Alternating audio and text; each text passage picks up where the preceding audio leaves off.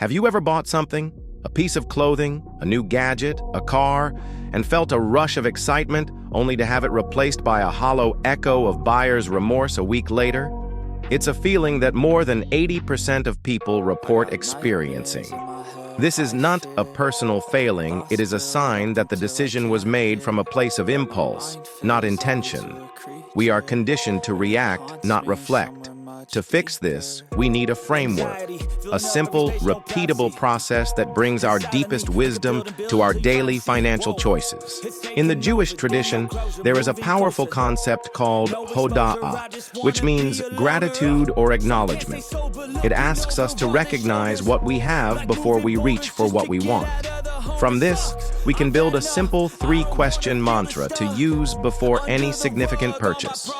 Before you spend, take a breath and ask yourself these three things. 1. Does this serve a genuine need, or is it feeding a fleeting want? 2. Does this align with the long-term vision I hold for my life and my family? And 3.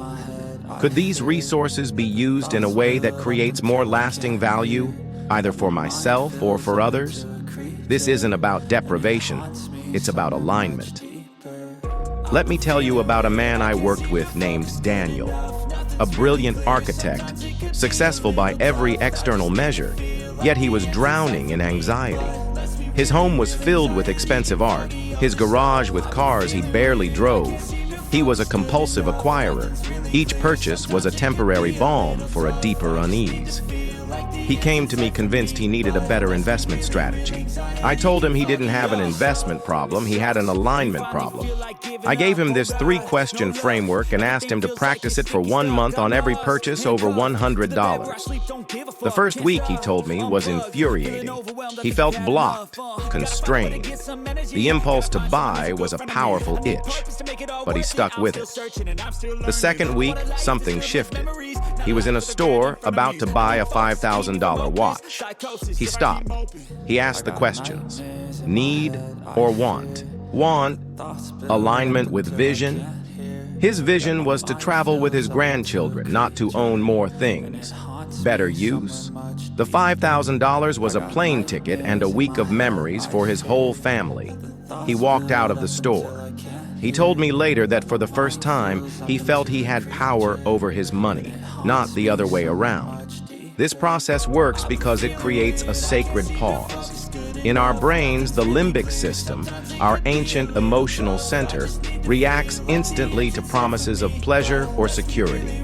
It screams, "I want it now." The prefrontal cortex, the seat of reason and long-term planning, is slower, more deliberate. The modern world of one-click checkouts is designed to appeal to the limbic system, bypassing our wisdom entirely. This simple three-question framework is a tool to force a conversation between these two parts of your brain. It carves out a space for your prefrontal cortex, your inner sage, to step forward and ask, is this truly what is best for us? So I ask you, what is one financial decision you have been wrestling with? It could be big or small.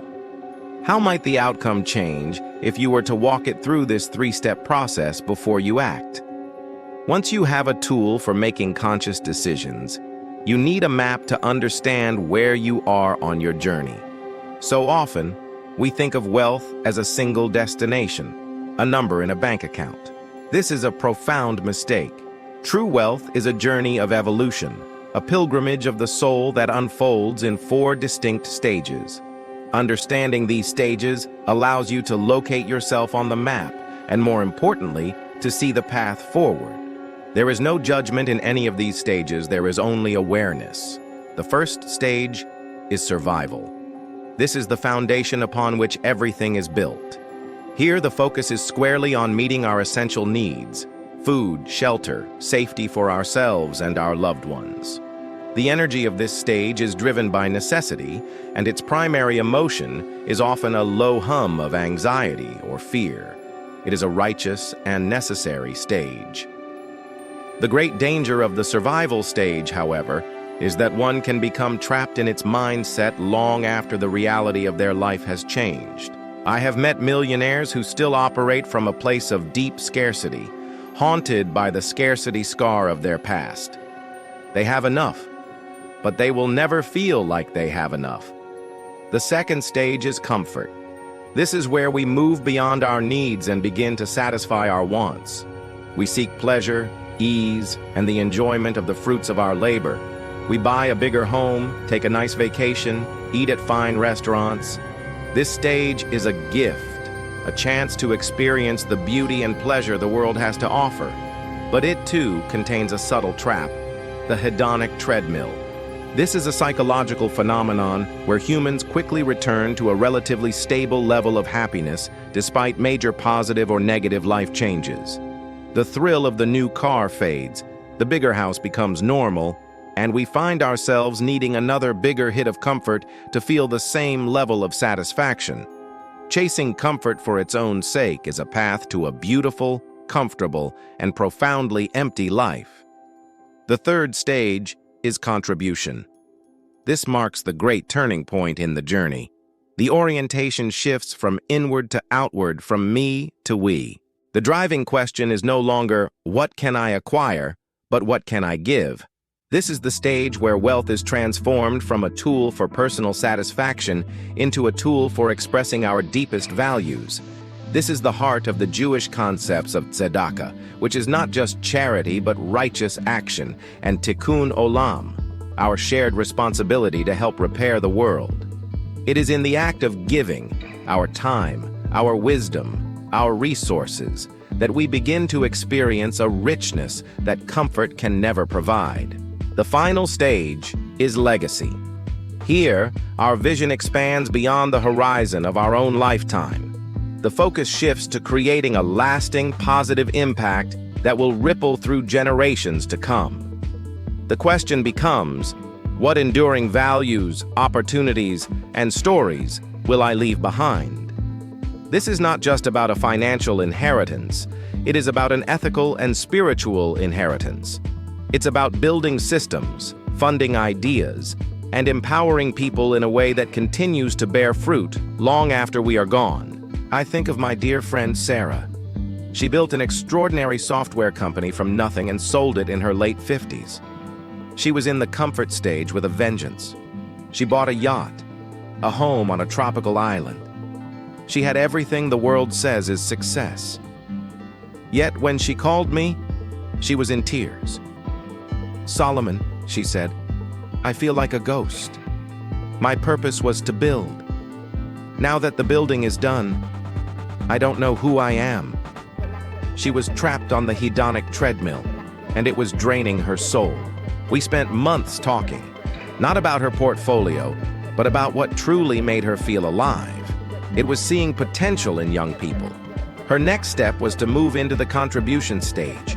She started a small foundation to mentor and provide seed funding for young entrepreneurs from disadvantaged backgrounds. Last year, she told me, watching them build their dreams, it brings me 1,000 times more joy than that yacht ever did. She had found her path from comfort to contribution and was already laying the groundwork for her legacy. So I ask you to look at this map and locate yourself. Be honest and gentle.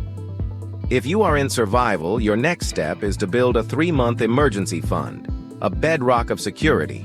If you are in comfort, your next step is to consciously create a gratitude budget, spending not on more things, but on experiences that create joy and connection. If you are in contribution, your next step is to identify one person you can mentor, formally or informally. If you are in legacy, your next step is to write down an ethical will, a document that passes on your values, not just your valuables. Which of these stages resonates most with where you are today? What is the one small, tangible step you can take to prepare for the next phase of your journey? There is a powerful and destructive myth at the heart of the modern pursuit of wealth, the myth of the self-made man or woman. We are taught to see our financial journey as a solitary battle, a private struggle fought in the silent confines of our own minds and bank accounts. This is not only a lonely path, it is an ineffective one. In the Jewish tradition, there is perhaps no value more central than that of kahila, or community. The ancient sages taught that all of Israel is responsible for one another. Your success is not yours alone, and your struggles are not yours to bear alone. True, sustainable abundance is not an individual pursuit. It is a communal one. The isolation of modern financial life is a primary source of the anxiety that so many successful people feel. You have questions, but you don't know who to ask. You have fears, but you feel you must project an image of unwavering confidence. You have a desire to give back, but you feel overwhelmed by the need and unsure of how to make a real impact. The missing ingredient is not a better stock tip or a more complex tax strategy. It is a trusted circle of peers. I once mentored a group of 4 gentlemen, all very successful in their own right. They had been friends for years, meeting for dinner every month. They would talk about everything except the thing that was most on their minds, their wealth and the complex responsibilities that came with it. They were successful, and they were profoundly lonely, each trapped on his own little island of affluence. I suggested they try an experiment. I encouraged them to transform their social club into a chavruta, a term we use for a small group dedicated to study and mutual growth. Their topic of study would be their own lives. The first meeting where they tried to speak honestly about money was, in their words, excruciating. The taboo was that strong. They started small, by each sharing the biggest financial mistake they had ever made. The vulnerability in the room was palpable, and in that vulnerability, something cracked open. The facade of the self-made man crumbled, and 4 friends truly saw each other for the first time. Over the next year, they began discussing their charitable goals, their dreams for their children, and their fears about the future. They didn't just become better investors, they became better husbands, fathers, and men. They eventually decided to pool a portion of their charitable giving, creating a small foundation that has had a far greater impact than any of them could have achieved alone. Their wealth, once a source of isolation, became the very thing that bonded them together. You can create this in your own life. It is simpler than you think. I call it a wealth wisdom circle. Find 2 or 3 people in your life whom you trust and respect. It is not important that you are at the same financial level. It is critical that you share the same values of integrity and discretion. Then, invite them. Don't say, "Let's talk about money." That can be intimidating. Say, "I've been thinking a lot about the bigger questions of legacy and impact, and I've always valued your perspective. Would you be open to getting together once a quarter to discuss these kinds of ideas?" At your first meeting, establish 2 ground rules: absolute confidentiality and zero judgment. Then, start with a simple question like, what is one value you hope to pass on to the next generation? This is more than just good emotional practice, it's rooted in our biology. When we share vulnerably and work collaboratively towards a common good, our brains release oxytocin, the hormone of trust and bonding. It is the physiological antidote to the fear and isolation that the pursuit of money so often breeds. You were not meant to do this alone. So I ask you, who is in your kahila? Who are the 2 or 3 people you could invite on this journey with you to share the burdens and multiply the joys? I want to share with you the last and perhaps most counterintuitive tool. In a world that screams hustle, that glorifies busyness and equates action with progress, the most powerful thing you can do to build true lasting wealth is to strategically do nothing at all. This is the principle of Shabbat, the Sabbath. For thousands of years, this has been a cornerstone of Jewish life. 1 day a week to cease from creating, striving, and transacting, and to simply be. This is not just a religious ritual. It is a profound spiritual technology for resetting our souls and regaining our perspective. I want you to consider adopting a wealth Sabbath, a scheduled, intentional period of time to disconnect from the economy of doing and reconnect with the economy of being. This is not a day to manage your portfolio or plan your next business move. It is a day to take a walk in the woods, to read a book of philosophy, to have a long meal with people you love, to sit in silence and listen to the wisdom that is already inside you, but is so often drowned out by the noise of the world. It is an intentional withdrawal from the world of commerce to remember what the commerce is for in the first place. I can see the resistance in some of you. I felt it myself for many years. Let me tell you about Michael, a brilliant fund manager who came to me on the verge of complete burnout. He was tethered to the market's every tick, his phone an extension of his hand. His health was failing, and his family felt like strangers. When I suggested he take one afternoon a week completely off-grid, no phone, no computer, he looked at me as if I'd asked him to stop breathing. He reluctantly agreed to try it for 1 hour. The first week, he said, was torture. He didn't know what to do with himself, but he stuck with it. That hour became 2, then a whole Saturday afternoon. About a month in, he called me, and his voice was different. It was calm. "Solomon," he said, "it's the strangest thing. My best ideas, the clearest insights into the market, they're not coming to me when I'm staring at the data. They're coming to me when I'm walking by the river on my Sabbath afternoon." He had discovered what the ancient sages knew all along. Clarity is not born from more information, but from a space of quiet. There is a deep neurological reason for this. When we are focused on tasks, our brain uses a system called the task-positive network. When we rest and let our minds wander, a different system, the default mode network, lights up.